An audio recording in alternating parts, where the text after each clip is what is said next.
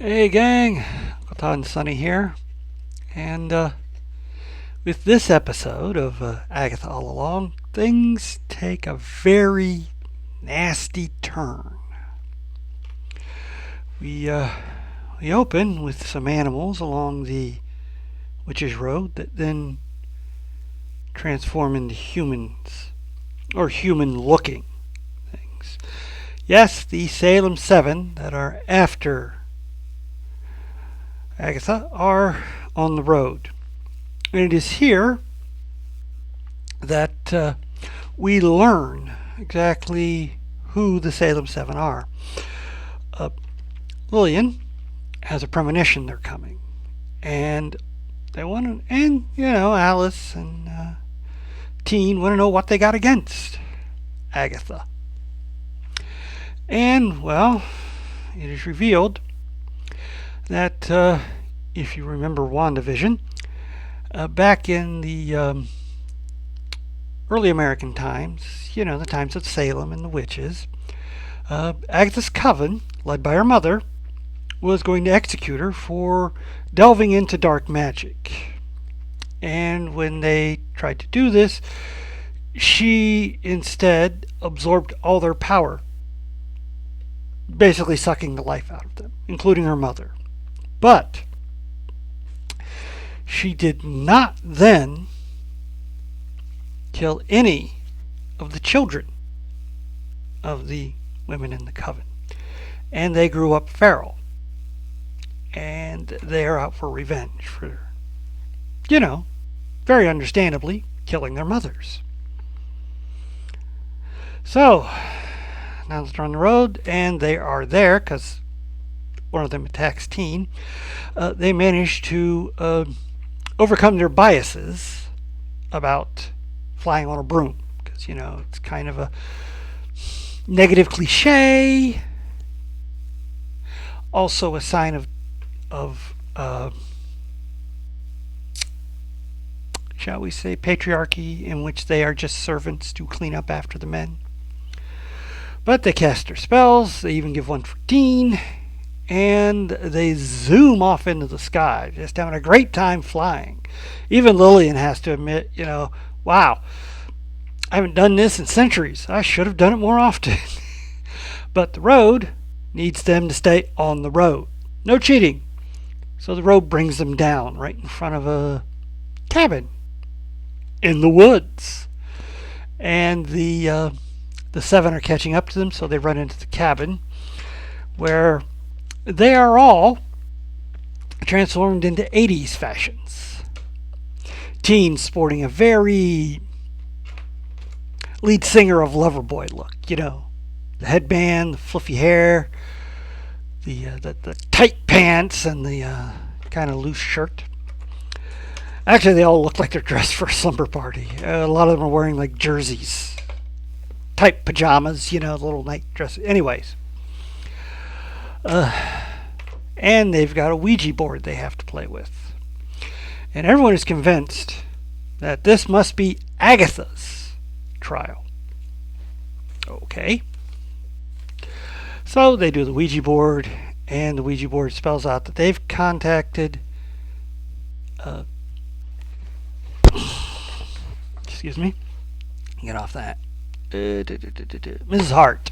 Keep forgetting her name. And suddenly, Agatha is possessed by Mrs. Hart, who's Sharon Davis. And this goes on for a few minutes until they figure out, okay, you're just faking it. Yeah, all right, I am. Because Agatha really doesn't want to go through her trial. It's okay for the others, but, she's got things she wants to keep secret, and she's not exposing anything. So they use the Ouija board again. And this time they contact someone named Death, which causes Rio to laugh. And then they ask what Death wants, and it's punish. And at this point, the lights go out, and Agatha is now possessed by whatever was calling itself Death. They disbelieve, but then she's pretty much a wigged out zombie. Yeah, we're going full Evil Dead stuff here. And she attacks them and almost chokes I believe it's Jen to death. Almost, but they manage to pull her off, and then the possession leaves. And in its place is a ghost. Whose ghost? Agatha's mother. She's here to punish Agatha. They can all leave. Agatha has to stay. Well, that sounds good to everybody except for Teen, and they're all ready to go out the door, and Teen says, no, we can't do this. She's part of the coven. We have to protect the coven. We can't get down the rest of the road without the coven. So, in order to get them out of the cabin, the ghost possesses Agatha again, and Alice steps forward and uses her powers to drive the ghost out. But by doing this, Agatha starts absorbing her power because it was going through her. And she doesn't stop. And it just keeps going. And Alice keeps getting weaker. And Teen runs to the Ouija board to ask for help. And it spells out Nicholas Scratch. So he yells out Nicholas Scratch, which stops Agatha. But it's too late. Alice is gone. She's dead. She's all desiccated and everything. And they're able to leave the cabin. Test has been completed. Teen is pissed. And he berates Agatha. She didn't have to do that. She could have stopped. No, I couldn't. It was out of my control. BS. Excuse me. You got to get down. You're getting a little too bitey. He'll probably come back and start again, but for the next few minutes, I think he'll stay down. Nope, he's getting ready to jump. Oh, well. Anyways, he says, is that what witches are? Everybody else is just something to use to get what they want. He'd never use somebody's death to become a witch. And Agatha kind of comes up close to him and says, are you so sure? And then takes a good long look at him and says, you're so like your mother. She starts to walk away. She says, come along, pet.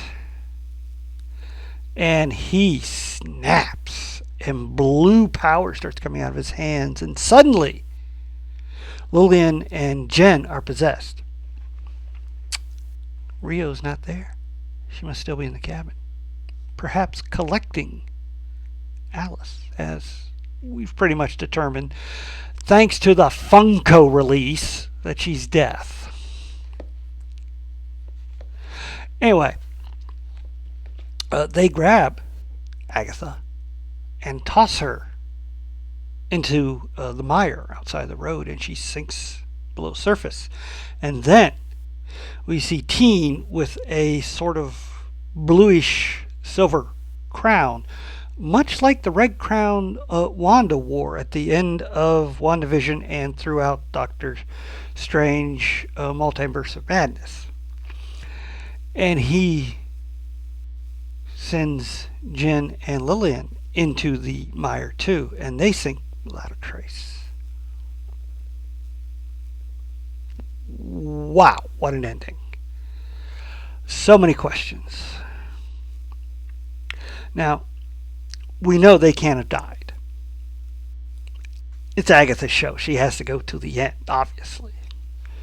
And as we haven't seen the trial of Lillian, she can't have died either. As for the other two, not sure. Although, I did wonder if this even happened.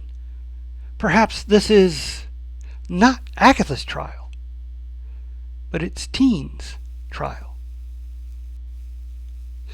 And is he Wiccan? Billy Caplet. It's looking like that. The blue power, the crown. He might very well be Wanda's son. Perhaps his going down the road is his way to find her. Perhaps he cast the sigil on himself. He wouldn't know if he had. Things to think about. Really good episode. As a Sam Raimi fan, love the homage to Evil Dead, especially the makeup they used on possessed Agatha. Very reminiscent of the early makeup they used in. No, more like the second film than the first one. The first one was very DIY. This one, the second one, had actual professional makeup looking. Anyway, really good episode. Agatha's stunt double is amazing as she does that little backward spider walk from the extended version of The Exorcist. But yeah, can't believe I gotta wait a whole week now to see what the heck happened. Oh, this is so frustrating. This is just the best episode so far, I think. And the ending is just so out of left field, and yet so in character. Well, that's all I have to say about this one. Please hit like, share, and subscribe, and I'll see you next time.